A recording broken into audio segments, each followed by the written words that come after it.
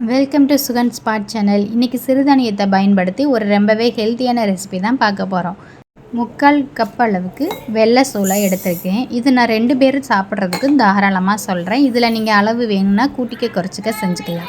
3/4 cup அளவுக்கு வெள்ளை சோளை எடுத்துக்கோங்க. அதில் 1/4 கப் அளவுக்கு இட்லி அரிசி எடுத்துக்கோங்க. ஒரு பெரிய ஸ்பூனில் 5 ஸ்பூன் அளவுக்கு வெள்ளை உளுந்து எடுத்துக்கலாம். அதே அளவு ஒரு 5 ஸ்பூனு பச்சரிசி எடுத்துக்கோங்க. இப்போ சேர்த்துருக்க எல்லா கலவையுமே சேர்த்து 1/2 கப் அளவுக்கு அளவு வந்துடும் டோட்டல் மெஷர்மெண்ட்டு. இது 2 பேர் தாராளமாக சாப்பிட்லாம். இது எல்லாத்தையும் எடுத்ததுக்கு அப்புறமா தண்ணி ஊற்றி நல்லா 2 முறை வாஷ் பண்ணி விட்டுக்கோங்க. சோளம் அரிசி மூழ்கிற அளவுக்கு மறுபடியும் தண்ணி சேர்த்து இதை ஒரு 8 மணி நேரத்துக்கு நல்லா ஊற விடுங்க. ஓவர் நைட்டும் வைக்கலாம், இல்லை மினிமம் ஒரு 8 ஹவர்ஸாவது ஊற வைக்கணும். இப்போ நல்லாவே 8 ஹவர்ஸ் ஊறிடுச்சு. எடுத்து பார்த்தீங்கன்னா தெரியும், சோளம் கொஞ்சம் பிதுக்கி பார்த்தீங்கன்னா தூள் தனியாக வர மாதிரி இருக்கும். அரிசியும் நல்லா உடஞ்சி வரும். இப்போ 8 மணி நேரத்தில் நல்லாவே ஊறிடுச்சு. தண்ணியெல்லாம் வடிச்சிட்டு தண்ணி இல்லாமல் வெறும் சோளம் அரிசியை மட்டும் ஒரு மிக்சி ஜாரில் சேர்த்துக்கிறோம். அதிக அளவு எடுத்துருந்தீங்கன்னா கிரைண்டரில் கூட நீங்கள் ஆட்டிக்கலாம். இதை நம்ம அரைக்கும் போது கொரகொரப்பாக தான் அரைக்கணும். அப்போ தான் கொஞ்சம் நல்லாயிருக்கும். ஏன்னா பச்சரிசி சேர்த்துருக்கனால அது சரியாக அரைப்படாமல் லைட்டாக கொரகொரப்பாக தான் இருக்கும். தேவையான அளவு உப்பு சேர்த்துக்கோங்க. கொஞ்சமாக தண்ணி ஊற்றி அரைங்க.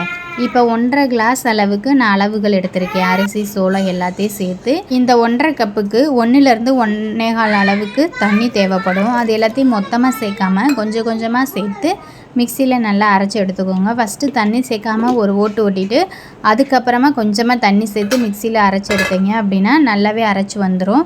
கொஞ்சம் லைட்டாக கொரகொரப்பாக இருக்கும் அந்த பச்சரிசி சேர்த்தனால.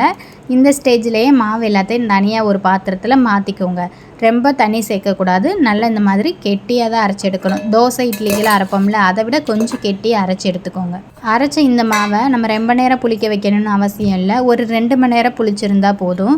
இப்போ 2 மணி நேரம் கழித்து பார்த்தா நல்லாவே புளிச்சு வந்திருக்கு. இப்போ வெயில் காலமாக இருக்கனால நல்லா புளிச்சிருச்சு. ரொம்ப கெட்டியாக இருந்துச்சுன்னா ஒரு 2லேருந்து ஒரு 3 ஸ்பூன் அளவுக்கு தண்ணி சேர்த்துக்கோங்க. இப்போ மாவை 2ஆக பிரித்து வச்சுக்கோங்க. கொஞ்சம் இனிப்புக்கும் கொஞ்சம் காரத்துக்கும். கார பணியாரம் செய்கிறதுக்காக ஒரு பேனில் 2 ஸ்பூன் அளவுக்கு எண்ணெய் சேர்த்துட்டேன்.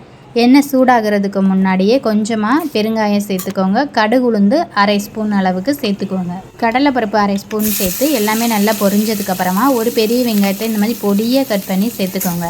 ஏற்கனவே மாவில் உப்பு போட்டு தான் அரைச்சிருக்கோம். அதனால் வெங்காயத்துக்கு மட்டும் லைட்டாக ஒரு 1/4 ஸ்பூன் அளவுக்கு உப்பு சேர்த்துக்கலாம். வெங்காயம் நல்லா வதங்கியிருக்கணும், பச்சை வாசனை போகிற அளவுக்கு. இது கூடவே கொஞ்சமாக கருவேப்பிலையும் ஒரு பச்சை மிளகாவை பொடியாக கட் பண்ணியும் சேர்த்துக்கோங்க. குழந்தைகளுக்கு கொடுக்குறீங்கன்னா பச்சை மிளகாவை ஸ்கிப் பண்ணிடலாம். நல்லா கார சாரமாக சாப்பிட்றவங்க 2 பச்சை மிளகாய் கூட சேர்த்துக்கிறலாம். இப்போ நல்லா எல்லாத்தையும் வதக்கிக்கோங்க. எல்லாம் வதங்கினதுக்கப்புறமா மாவு இப்போ 2 பங்காக எடுத்து வச்சுருக்கோம். ஒன்று இனிப்பு பணியாரத்துக்கு, இன்னொன்று வெள்ளை பணியாரத்துக்கு, அதான் கார பணியாரம். இப்போ கார பணியாரத்துக்கு நம்ம வதக்கி வச்சாச்சு. அந்த கார பணியாரம் சேர்க்குற மாவில் கொஞ்சமாக கொத்தமல்லி இலை சேர்த்துக்கோங்க. நம்ம வதக்கினதே சேர்த்து நல்லா மிக்ஸ் பண்ணி விட்டுக்கோங்க. கார பணியாரம் வச்சுருக்க மாவு நல்லா கெட்டியாக இருக்கணும். அப்போ தான் பணியாரம் நல்லா பந்தாக நல்லா மொறு மொறுன்னு வரும். இதில் அதிகமாக தண்ணி சேர்த்துடக்கூடாது. கார பணியாரத்துக்கு இப்போ மாவு ரெடி ஆயிடுச்சு. இது தனியாக எடுத்து வச்சுக்கலாம். அடுத்து இனிப்பு பணியாரத்துக்கு 2 ஏலக்காயை பொடியாக தட்டிட்டு மாவு கூட சேர்த்துக்கலாம்.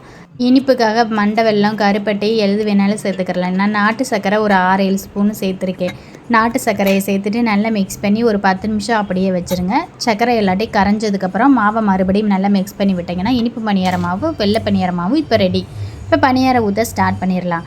வீடியோவை ஸ்கிப் பண்ணாமல் பாருங்கள், அப்போ தான் உங்களுக்கு ரொம்பவே யூஸ்ஃபுல்லாக இருக்கும். பணியாரக்கல்லை நல்லா சூடாயிருந்ததுக்கப்புறம் எண்ணெயை ஊற்றி நல்லா ஹீட் பண்ணிடுங்க. நல்லா பணியாரக்கல் ஹீட் ஆகி எண்ணெய் காஞ்சதுக்கப்புறமா ஸ்டவ்வை நல்லா லோ ஃப்ளேமில் வச்சுருங்க.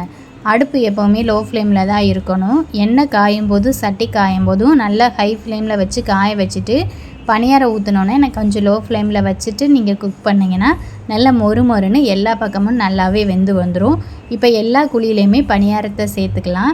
எல்லா குழியிலையும் பணியாரத்தை சேர்த்துனதுக்கப்புறம் நல்லா எண்ணெய் தாராளமாக விட்டுருக்கணும்.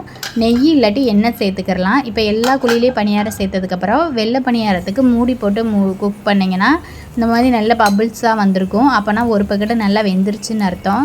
ஊசியான பகுதி கம்பி இந்த மாதிரி ஏதாவது வச்சு திருப்பி போட்டுக்கலாம். அப்போ ஈஸியாக இருக்கும். கொஞ்சம் நல்லாவே மொறு மொறுன்னு எண்ணெயெல்லாம் சேர்ந்து வந்துருச்சு. இப்போ மறுபக்கமும் வேக வச்சு எடுத்துக்கலாம். திரும்ப மறுபக்கம் வேக வைக்கும்போது மூடி போடணும்னு அவசியம் கிடையாது. வெள்ளை பணியாரத்துக்கு மூடி போட்டு வேக வைங்க. இனிப்பு பணியாரத்துக்கு மூடி போட்டு வேக வைக்கணும்னு அவசியம் இல்லை. இது இன்னொரு பக்கமும் ஒரு 2 நிமிஷம் நல்லா வேகணும். ஒரு சைடு வேகிறதுக்கு ஒரு குறைஞ்சது 3லேருந்து 4 நிமிஷம் ஆகும். அதே மாதிரி திருப்பி போட்டு ஒரு 3 நிமிஷம் நல்லா வேக வச்சு எடுத்துக்கோங்க. இப்போ 3 நிமிஷம் ஆச்சு.